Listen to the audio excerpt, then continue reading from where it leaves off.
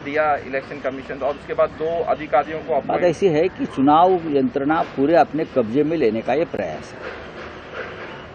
10 साल से हो रहा है। चुनाव आयोग की उसका स्वतंत्रता के ऊपर हमेशा मोदी सरकार के रहते हुए सवाल उठाए गए। अगर भारतीय जनता पार्टी को चुनाव कब्जे में लेना है, जीतना नहीं है, कब्जे में लेना, तो सबसे पहले चुनाव आयोग कब्जे में लेना होगा और चुनाव आयोग में यस बॉस यस सर वाले जो उनके लोग हैं उनको अपॉइंटमेंट करना होगा। चुनाव आयोग 10 साल से कानून संविधान के आधार पर नहीं चल रहा है, एक आदेश से चल रहा है।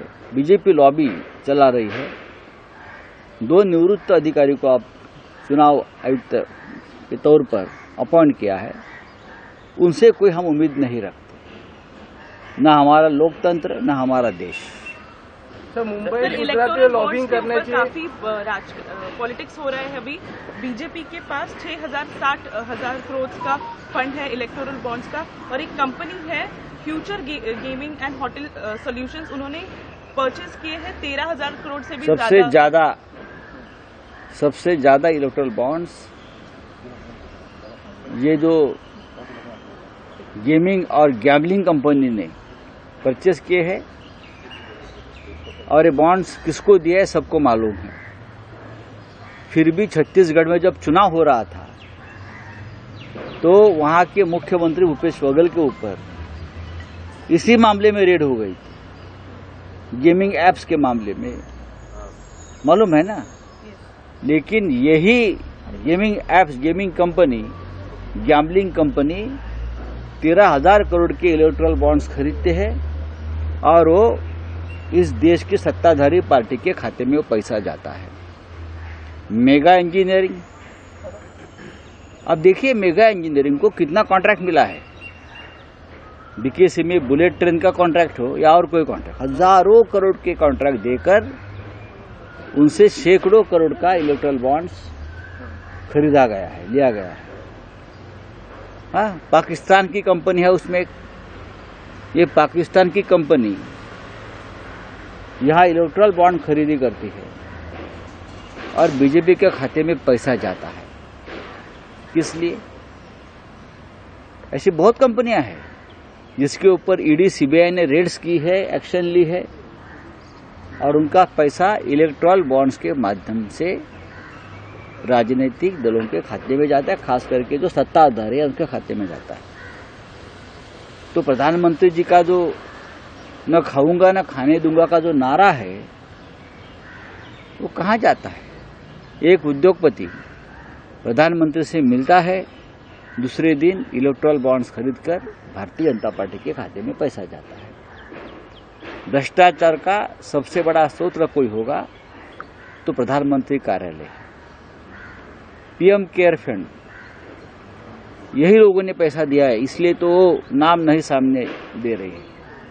लाखों करोड़ जमा हुए पीएम केयर, जो प्राइवेट फंड है, और बताया गया कि ये सरकारी फंड है, ये प्रधानमंत्री कार्यालय का फंड है, लेकिन ये पूरी तरह से प्राइवेट ट्रस्ट, प्राइवेट फंड है। उनको भी यही लोगों ने पैसा दिया। इस देश के इतिहास का ये सबसे बड़ा घोटाला, सबसे बड़ा स्कैम है।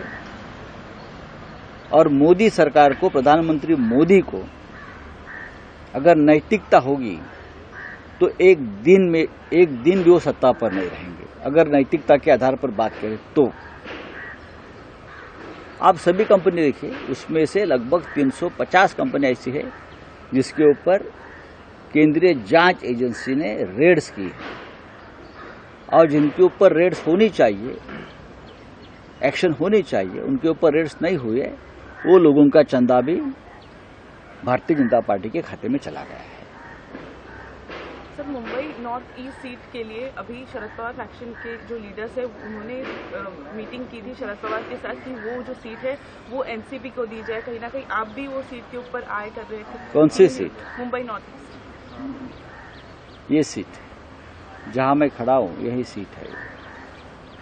मुझे मालूम नहीं इस बारे में, लेकिन कल मीटिंग ना आज मीटिंग है शाम को, आज हम शाम को बैठेंगे, वेणुगोपाल जी आ रहे हैं, शरद पवार साहब भी आएंगे, और मुझे लगता है लगभग सभी मामले सॉल्व हो गए हैं, सुलझा गए हैं। मुंबई की जो सीटें हैं उसके बारे में कोई डिस्प्यूट नहीं है। महाराष्ट्र की 1-2 सीटें होगी, उसके बारे में शायद चर्चा हो सकती है, लेकिन सीट शेयरिंग लगभग पूरा हो गया है।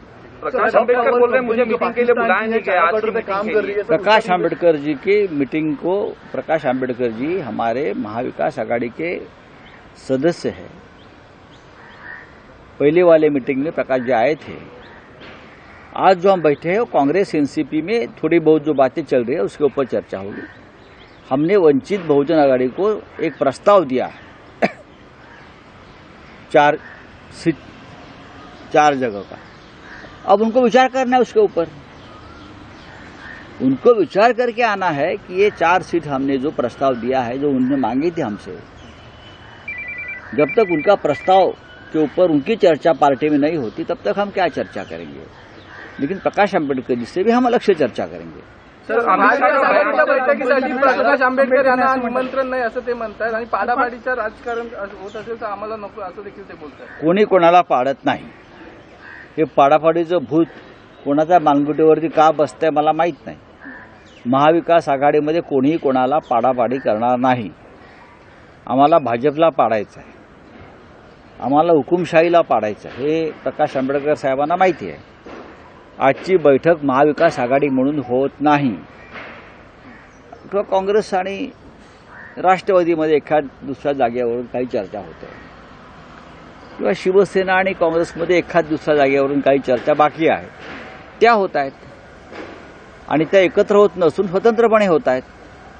उद्या जर आम्हाला असं वाटलं की प्रकाश आंबेडकर आणि आमच्यात काही चर्चा करणं गरजेचं आहे, तर आम्ही व्यक्तिगतरित्या स्वतंत्रपणे करू।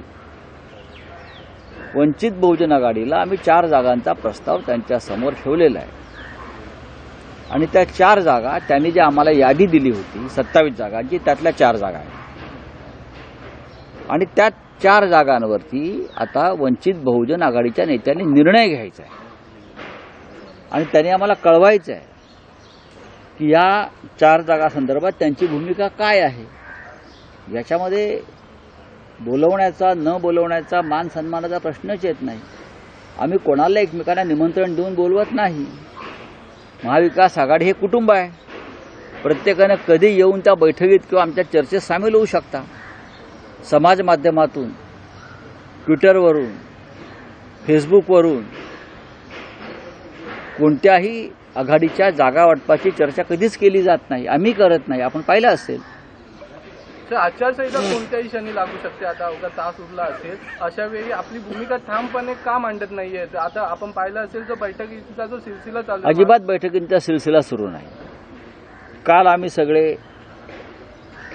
चांदवडला राहुल गांधी यांच्या मेळाव्यासाठी गेलो, तिथे आमची शरद पवार साहेब होते, राहुल गांधींची चर्चा झाली काही विषयांवर। त्या चर्चेसंदर्भात अंमलबजावणीसाठी काही गोष्टी आहेत, त्यासाठी आम्ही आज एकत्र बसता हूँ। Sir, one nation one election को लेके रिपोर्ट सबमिट की गई है। प्रेसिडेंट हर बार बीजेपी जो है वो परिवारवाद के ऊपर बात करती है, पर महाराष्ट्र में 20 में से 9 सीट जो है वो ऐसी फैमिलीज को दी गई जिनके खुद के सक्सेसर्स।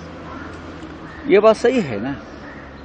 आप मुंबई में देखिए, आप महाराष्ट्र में देखिए, कोई किसी का बेटा है, कोई किसी की बेटी है, कोई किसी की भतीजी है।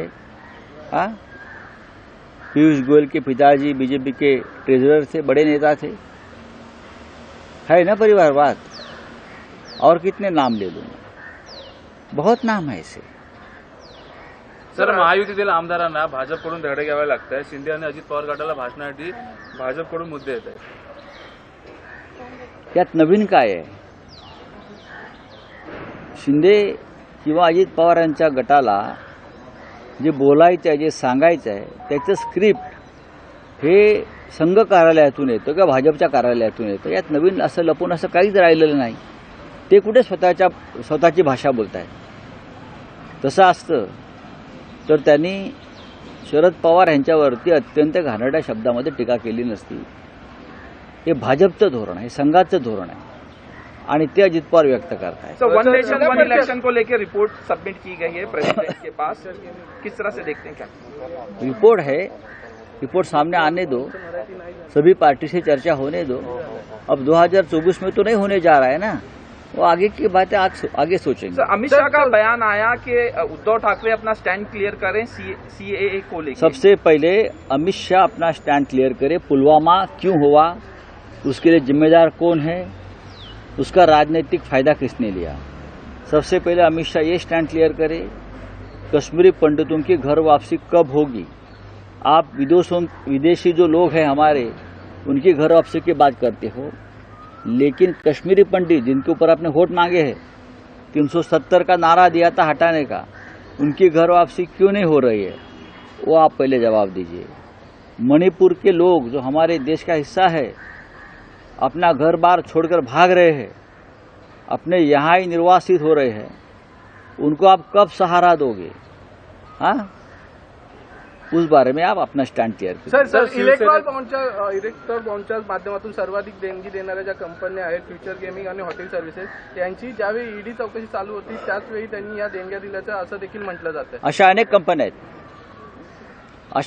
कंपन्या आहेत ज्यांच्यावरती ईडी कारवाई सुरू होती. ती ईडी कारवाई थांबवण्यासाठी शेकडो कोटी रुपयाचे इलेक्ट्रॉल बॉन्ड्स हे भारतीय जनता पक्षाच्या खात्यामध्ये जमा झाले. चला, शिवसेनेचे 12 आमदार परत उद्धव ठाकरे गटाकडे परत आहेत. असीम सरोदे यांनी यादीच वाचून दाखवली. मात्र यांच्यासाठी दरवाजे उघडे आहेत का? अजिबात नाही. जे गद्दार गेले ते आमच्यासाठी मेले, जे राहिले मावळे त्यांनी संघर्ष करून लढून तुरुंगवास भोगून आमच्यासारख्याने हा पक्ष, उद्धव ठाकरे यांच्या नेतृत्वाखालचा पक्ष जिवंत ठेवला, वाढवला आणि आता आम्ही जिंकण्याच्या मार्गावर आहोत. आणि त्या गद्दारांशिवाय आम्ही हा पक्ष आता उभा केला गेल्या 1.5-2 वर्षामध्ये. त्याच्यामुळे गद्दारांच्या संदर्भात हे दरवाजे उघडे नाहीत. इंडिया आघाडीच्या बैठकीला आज वेणुगोपाल आणि शरद पवार हे उपस्थित राहणार, त्याचबरोबर उद्धव ठाकरे देखील उपस्थित राहणार आहे का? महत्त्वाचे कोणते मुद्दे असतील? कोणते मुद्दे नाहीये, ही एक औपचारिक बैठक आहे आणि यापुढे कोणतीही बैठक होणार नाही. शेवटचा हात फिरवण्याचं काम चालू आहे. यादीवर ती झाली तर आम्ही लवकरच त्या संदर्भात घोषणा करू. सर, 2 रुपये पेट्रोल डीजल का भाव कम किया है अभी केंद्र सरकार ने, किस तरह से देखते हैं, क्या है 2 रुपया में क्या होता है. चुनाव है तो जनता के मुंह पर 2 रुपया मार दिया. लाखों करोड़ रुपया पहले जनता के पॉकेट से वसूला है. हाँ, उसका क्या है. जब मनमोहन सिंह की सरकार थी तो सिलेंडर 400 रुपया था, अब 1100 रुपया है. अब 2 रुपया कम कर दिया, उससे क्या होता है. वैसे